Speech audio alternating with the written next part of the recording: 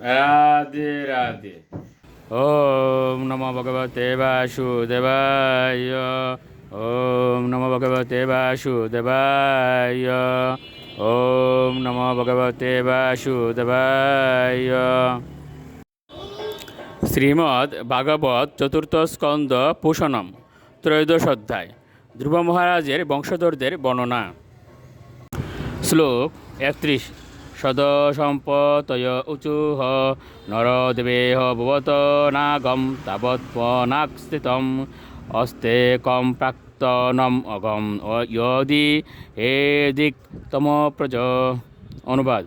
প্রধান পুরোহিতগণ বললেন, হে রাজন, এই জীবনে আপনার কোনো পাপ নেই, এমনকি আপনার মনেও কোনো পাপ নেই, কিন্তু পূর্ব জীবনে আপনি পাপ করেছিলেন, যার ফলে অত্যন্ত ধার্মিক হওয়া সত্ত্বেও আপনার কোনো পুত্র সন্তান নেই।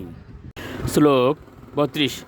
তথা সাদয় ভদ্রম তে আত্মানম সুপ্রজম নৃপ ইষ্টস্তে পুত্র কামৈশ্য পুত্রম দাস্যতি যজ্ঞ বুক। অনুবাদ। হে রাজন, আপনার কল্যাণ হোক।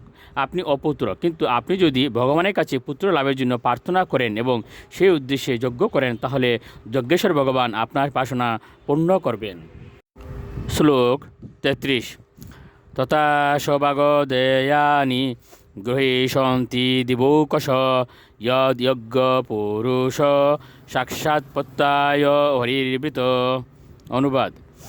যখন যজ্ঞপুরুষ হরি আপনার পুত্র লাভের বাসনা পূর্ণ করার জন্য আমন্ত্রিত হবেন, তখন সমস্ত দেবতারা তার সঙ্গে আসবেন এবং তাদের যজ্ঞভাগ গ্রহণ করবেন। শ্লোক 34। তাম স্তান কামান হরি দদায়ান ইয়ান কাময়তে জনঃ আরাধিতু ইয়তৈ বৈশ তথা পুংসাম ফলোদয়। অনুবাদ। যজ্ঞকর্তা কর্মকাণ্ডের অন্তর্গত, যে বাসনা নিয়ে ভগবানের পূজা করে তার সেই বাসনা পূর্ণ হয়। শ্লোক 35। ইতি ব্যবসিতা বিপ্রাস্তস্য রাজ্ঞ প্রজাতয়ে পুরুডাসম নিরবপন শিপিবিষ্টায় বিষ্ণবে। অনুবাদ। এভাবে রাজা অঙ্গের পুত্র লাভের উদ্দেশ্যে তারা সমস্ত জীবের হৃদয়ে অবস্থিত শ্রীবিষ্ণুর প্রতি আহুতি প্রদান করতে মনস্থ করেছিলেন। রাধে রাধে।